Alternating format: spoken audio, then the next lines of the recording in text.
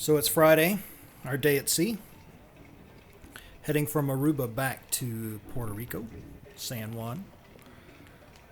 And I mentioned, I think in the previous video, part 13, I think I mentioned about the class of ship that the Adventure of the Seas is, which class it's in versus like the Oasis class.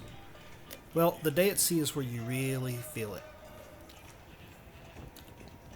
It just seems like there's half as many things to do, and it just feels like the ship is literally twice as small as the Allure class. I mean, it's nothing against that, the Adventure or any of the other ones. It's just when you're used to the Allure class, and just how big it is and the way it's shaped and what all you can do.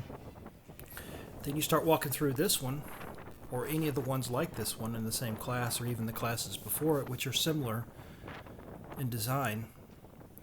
Because the thing about it is they didn't really change the design of the ships, like really change the design until they came up with the Oasis class. All of the ones before it were very, very similar. They were just subtle differences, maybe in terms of tonnage or the length or the number of cabins or whatever, but the overall architectural layout, if you want to call it that, really wasn't that much different. The main dining rooms are always in the same place. They were always built the same way. The windjammer was in the same place. The back of the ship always had, the same stuff. The promenade kind of looked the same. I mean, most of the features of the ships were similar. They just hadn't made a lot of radical changes. And then the Oasis class came out. This right here is at the very top of the ship, the highest point. This is the chapel. Deck 15, I guess. It's literally above the Viking Crown Lounge. We were sort of at the back of the ship, so we'll go check out everything there is to see, everything there is to see. So we're all the way up at the top.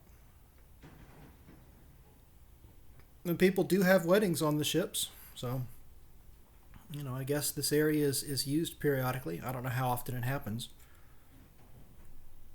I've actually heard of people that have weddings on cruise ships while the ship is still in port, and then the couple goes off on their honeymoon on the cruise, and so I guess there's different ways to do it. And here we're down in the nightclub. This is down on deck 3.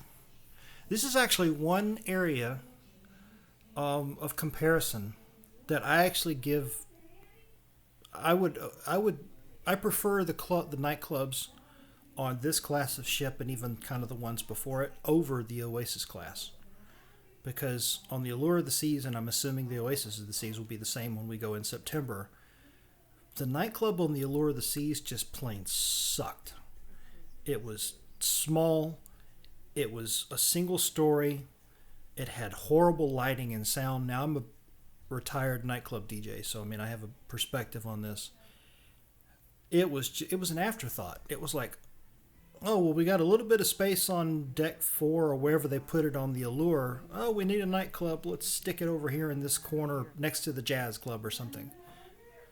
In this class of ship, it's actually 2 stories, and it I think it goes from, I think deck 3 is like the main entrance, and then it goes down to deck 2 maybe, or maybe it's deck 4 and then down to deck 3. But it's a proper, decent sized 2-story nightclub.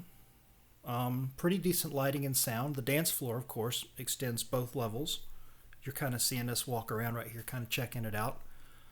The sound is okay.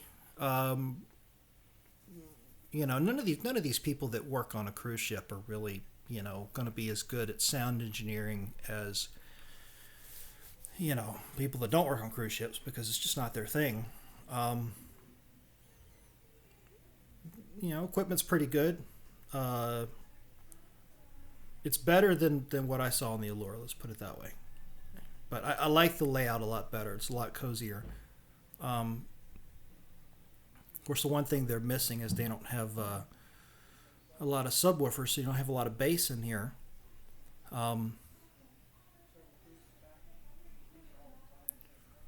But overall, it's pretty nice. I just like the layout better. I think it's more conducive to being a nightclub when it's this kind of layout is a 2-story versus that little tiny hole in the wall that they gave it over on the Allure of the Seas.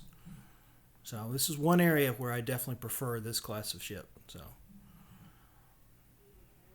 and of course, this is like Friday morning us walking around, so we're not going to really see anything going on down here.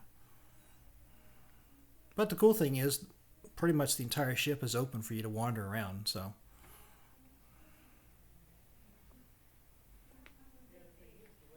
we go back up. I think we're going back up to deck 4. And this video is all captured on Maria's cell phone. So, hats off to the Android phones and their video capability. And this is her older phone. She's got the new Pixel XL. We actually both do. And the Pixel XL takes even better pictures and video than this one did. So, Android phones take really good video. This is the nightclub.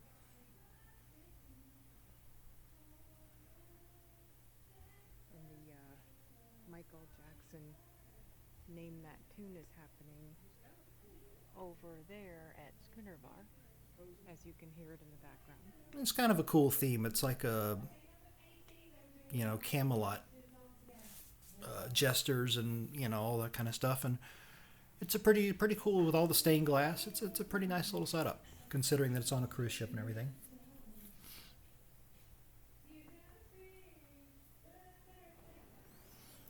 So here we're down on deck number 2, I think. I think we're checking out... No, we're on deck 3, I guess. This is where the That's the Lyric Theater? Yeah. see, I think this is where the main theater is. Is there anything going on? Yeah. So we would be at the front of the ship.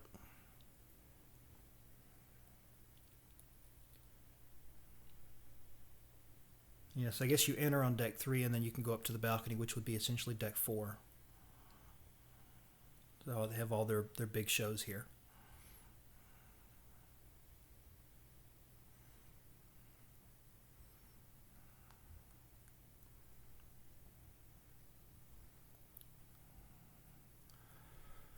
And in a second, we take a little tour down to the conference room area down on deck 2, Seats up there. which, believe it or not, they do have a conference room on a cruise ship.